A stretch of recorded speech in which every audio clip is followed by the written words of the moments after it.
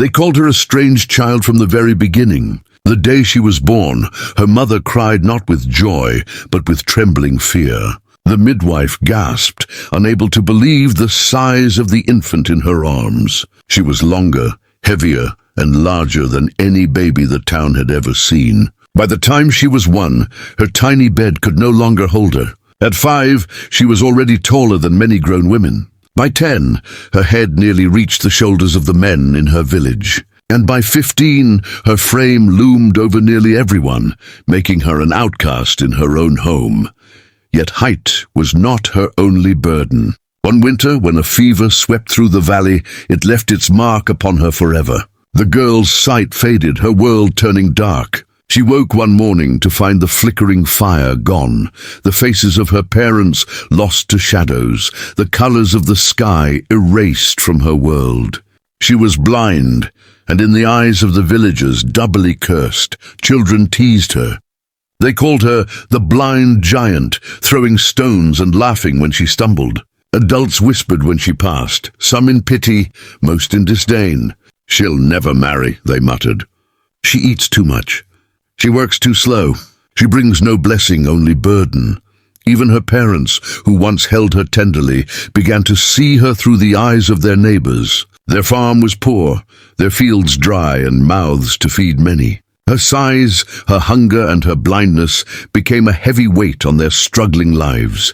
The girl heard it all. Though she could not see the looks cast her way, she could feel the silence that followed her footsteps, the shift in tone when she entered a room, the sigh of her mother as she placed food before her. And each night, when she lay in her narrow bed, she would trace the shape of the ceiling beams with her fingertips and wonder why God had made her so different. She prayed for answers, but silence answered back. Then one morning, when the spring sun should have brought hope, she overheard the conversation that shattered her heart. Her father's voice was low, hushed, but her hearing had grown sharp since losing her sight. A stranger had come to their door, a merchant with coin in his pocket and calculation in his voice. "She's strong," the merchant said. "Tall as 2 men. She could fetch a price. There are places in the city where such strength is valuable. You need only let her go." Her father's reply broke her. "We cannot feed her anymore. She eats like 2, works like half, and we are drowning. If someone else will take her, maybe it is for the best." She pressed her hand against her chest, trying to steady the ache that rose within. They were her parents, the people who had once carried her in their arms, who had sung her to sleep when fever burned her body, who had whispered love in her ears when she cried. And now they would sell her as though she were livestock. That same week the merchant returned, and with him came the moment she could not escape. They tied a rope loosely around her wrist as though she were a cow to be led, and they guided her out of the only home she had ever known. She did not weep where they could see, but inside her heart cracked, each step pulling her further from the small comforts she still clung to. The market square was alive with voices, bartering, laughing, mocking. She stood taller than them all, blind eyes turned to the noise, her back straight though her knees shook. The merchant called out her worth as though she were a horse. "Strong arms, wide shoulders, a giant among women. She can work fields, carry loads, pull carts. Who will take her?" But the crowd did not marvel. They sneered. "She's too tall," someone laughed. "She's blind, useless," shouted another. "Who would want such a thing?" "She's a curse," a woman spat. Their words fell upon her like stones. She gripped her walking stick tighter, her hands trembling. Though she could not see their faces, she could hear their scorn, feel the rejection in their laughter. In that moment she wanted to disappear, to be swallowed by the earth. The merchant grew frustrated. "She is worth more than this. Who will pay?"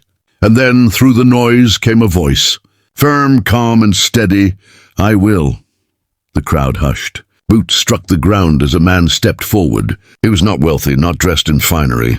He was a rancher, his clothes worn from labor, his skin darkened by the sun. He looked up at the towering girl, and while others saw a freak, he saw something else. "She is no curse," he said. "She is God's sent." The merchant blinked in disbelief. "You would pay for this? She is blind." The rancher's voice did not waver. I don't pay for burdens. I invest in blessings." He placed coins into the merchant's hand, more than anyone expected, and then he did something no one else had done before. He took her hand, not to pull, not to lead her like a beast, but to hold. The girl stood in stunned silence, her lips parting as though to speak, but no words came. No one had ever spoken of her as heaven sent. No one had ever looked beyond her flaws. Her chest filled with a strange warmth she could not name, a fragile flicker of hope that maybe, just maybe, her story was not yet over. The rancher guided her gently away from the market. With each step, the sound of the mocking crowd faded, replaced by the steady rhythm of his boots, the calm strength of his hand. For the first time, she felt like she was not being led to humiliation, but to a future unknown.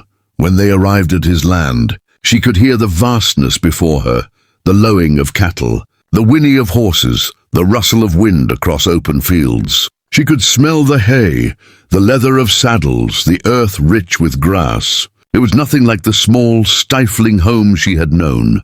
"You are safe here," the rancher said softly. "This place is not a prison. It is a beginning." The girl, blind and towering, stood at the threshold of this new world. She did not yet know who she would become, or what trials awaited. But for the first time in her life, she felt something stir inside her chest, something stronger than sorrow, louder than shame.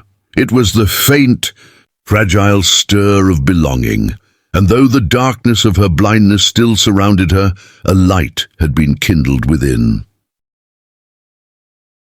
Life on the ranch was not easy. The first weeks were filled with silence, with the girl sitting alone, her long frame folded on a wooden bench, hands resting nervously on her knees. She could hear the voices of ranch hands muttering nearby, their skepticism barely hidden. "She can't even see," one whispered.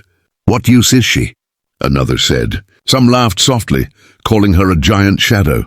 She pretended not to hear, but each word stung like a thorn pressing deeper into her heart.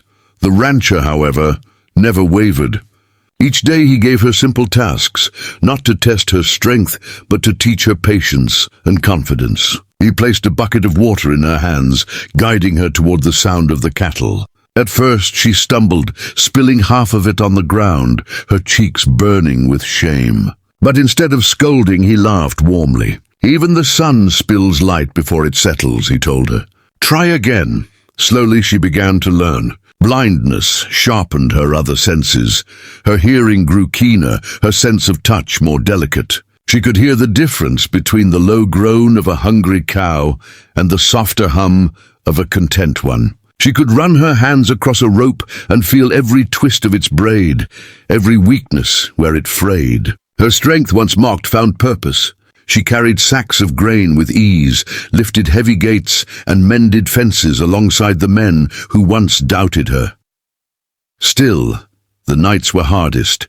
When the day's labor was done and silence settled across the ranch, she would sit outside with her walking stick resting beside her. She lifted her face toward the wind, feeling the cool air brush her cheeks, and wondered if she would ever be more than the blind giant.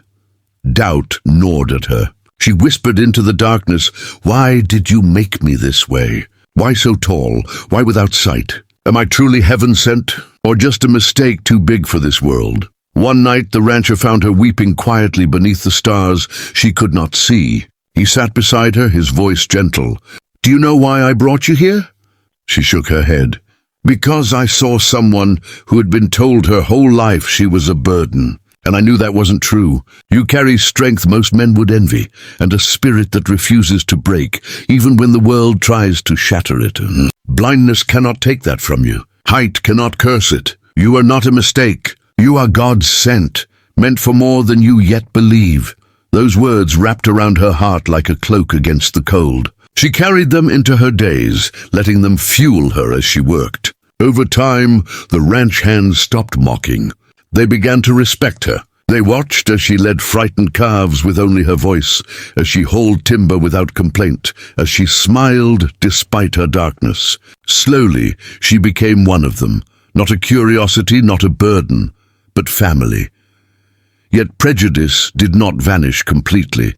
Strangers who passed through town still stared. Some called her unnatural. Others whispered that the rancher kept her as a sideshow to amuse himself. Once when she walked into the market with him, children pointed and laughed, chanting, "Blind giant! Blind giant!" Her cheeks burned, but she stood tall, gripping her walking stick, while the rancher glared at the parents who allowed such cruelty. Later, as they returned home, she asked softly, "Will the world ever stop seeing me as a monster?" The rancher answered, "When the world learns to see as God does."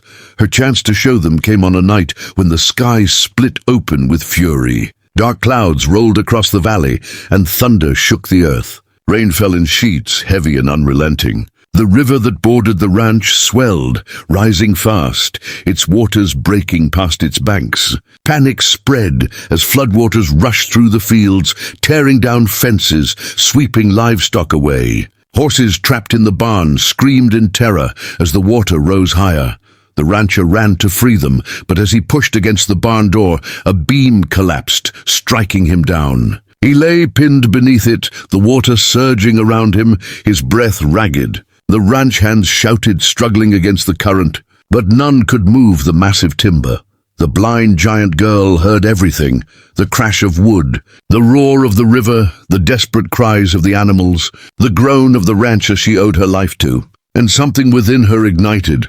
She did not hesitate. Guided only by sound, she waded through the rushing water, her towering frame pushing against the current. She found the rancher's voice, his gasps for breath, and when her hands touched the beam, she summoned every ounce of strength. Muscles strained, her body trembling, but she lifted it high enough for him to crawl free.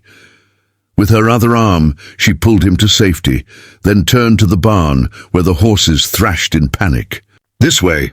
she cried, her voice rising above the storm.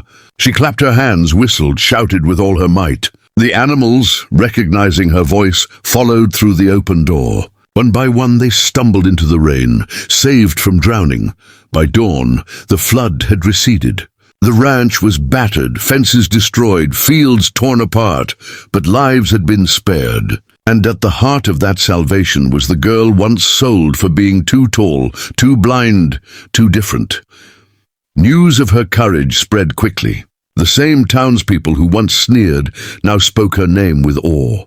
Mothers told their children the story of the blind giant who lifted a beam and saved a man's life. Farmers who had doubted her strength now tipped their hats when she passed. And though she could not see their faces, she could feel the change in their voices.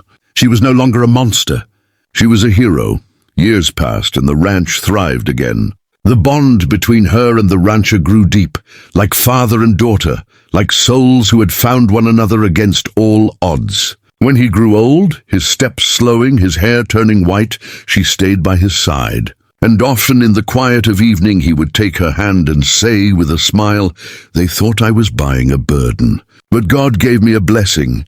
And she, with tears glistening in her blind eyes, would answer, "They sold me as worthless, but you reminded me I was heaven sent." Her story lived on long after. To those who heard it, she became a symbol, not of difference, not of weakness, but of strength born in struggle, of dignity no cruelty could erase. She taught the world that what some call a curse may be the very thing that saves others. And her life whispered a truth everyone needed to hear. You are not what others name you. You are more.